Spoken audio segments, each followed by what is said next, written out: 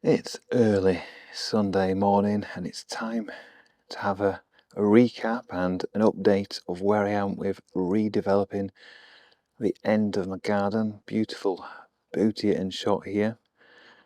And if you've been watching my progress, and especially if you watched my last video where I dug up the bamboo, hopefully you've seen that I've made some progress down the bottom of the garden.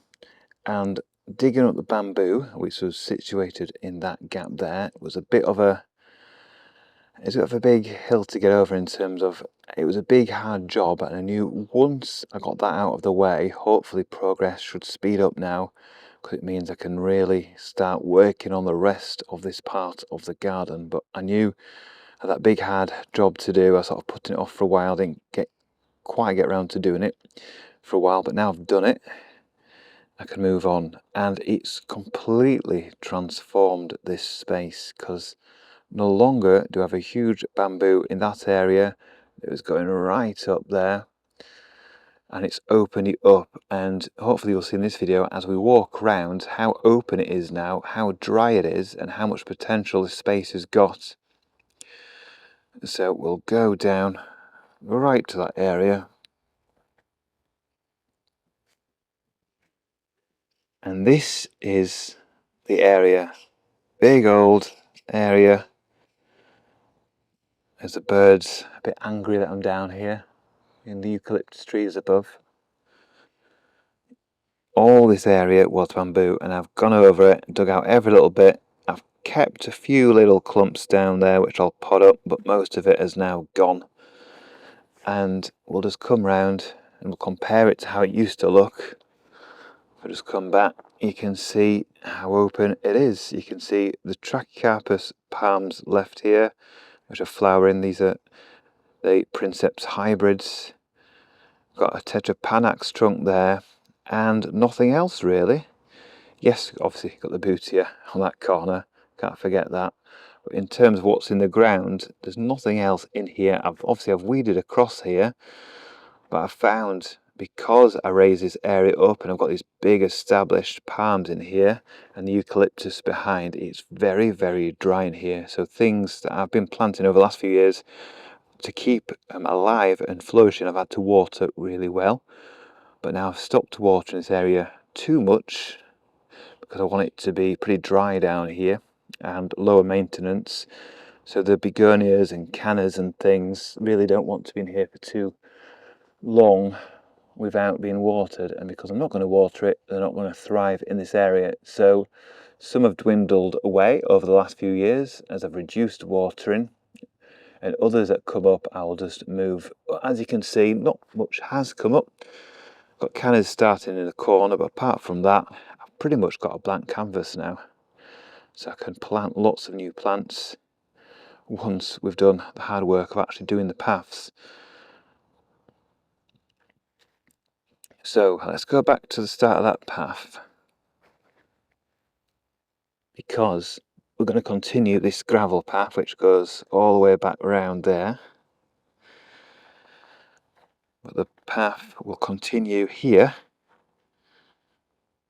go down here, which we've started with. And now I've got my tree ferns in the way. As I said, I was going to dig these up, but now they're unfurling the leaves. I'm a bit hesitant to do it at the moment until they're fully unfurled, because it will stall the growth quite a lot.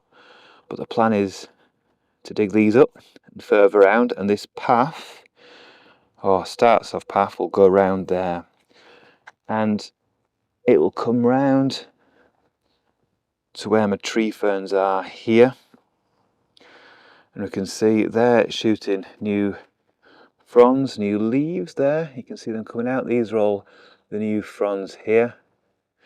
I've got plenty more coming as well as the older leaves. And the path's going to come out this way towards the camera. Got a few branches on the eucalyptus we need to take down. So I've got that tall one, long one there, that needs to come off. And then these two here need to be cut back or cut off so that the path can come through into this area. So this is right at the back of the garden. And I've had some thoughts about this space and what I'm going to do with it, because the path will eventually come round here as well. and go and join that side of the paths. But this actual area here, I've decided I'm going to have sort of like a raised structure. So not a tree house as such, but like a raised area where I have a seating area here. And I've realised after clearing this area of things that have been here a while, I get covered in bird muck very quickly because lots of birds roost in the trees above up there. So I'm not going to have an open raised seating area. It's going to have a roof on it. It's going to need that roof to stop all the bird muck. So it'll be sort of like a gazebo style here, and I'll build that. So I'll have a roof looking out into the fields there, a view that way, and then a view back through the garden looking this way, which I think will be quite nice. And because it'll have a roof, I'll be able to have some water butts by the side of it, hidden away, collecting water from the roof, and then I'll be able to water the tree ferns, because the tree ferns are right down here and it's a fair bit away from the house and the tap, so it's a long way to water. And last year I basically didn't water them at all, which wasn't good. Previous years I used my irrigation system, but I cut through that pipe accidentally at the start of last year. So last year they just had rain and water, and they might struggle a bit this year because they've been dry last year. This year I'm making the effort of watering them. So currently I'm using extension longer hose pipe, but in the future I want it just to use the rain and water from the roof from a structure I'll build in this area. Hope that all makes sense. So lots to do in terms of shaping the paths, cutting back these plants, and then also planting up this area. But it's a lot of fun things to do. Once we've got the hard landscaping down, we can plant up this area. And as you can see from the progress, I'm not rushing this at all. It's been a few months, and yes, I've got the bamboo rhizome barrier in over there, and we've dug up loads, got rid of all the sleepers, all that wood, and going to the recycling centre about 10-12 times so far with all the old rotten sleepers and wood and all the bamboo and all the foliage. It's taken its time. So I've done all the boring clearing. Now it's the fun of creating the paths, and then it'll be on to the planting. So this is a bit of a short update. Just wanted to give you that on this nice Sunday morning as we walk through this area towards the Brea Amata.